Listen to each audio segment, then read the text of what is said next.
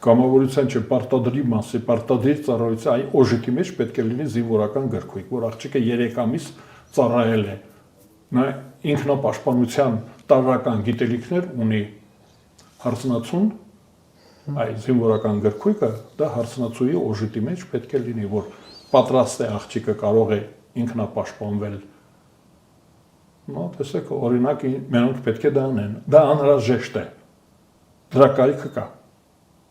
Մերոնք չեն անում սպայի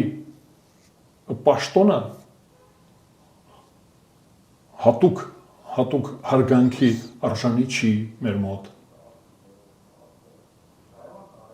Օրենք պետք է լինի, որ բանակում չծառայած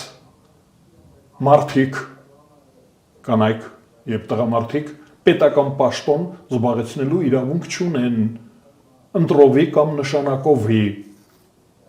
Այ որևէ,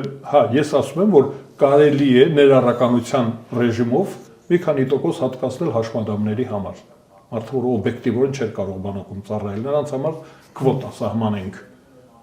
Բայց առողջ մարդը,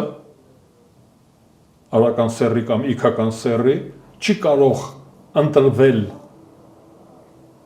ընտրովի պաշտոնում, չի կարող նշանակվել նշանակովի պաշտոնում։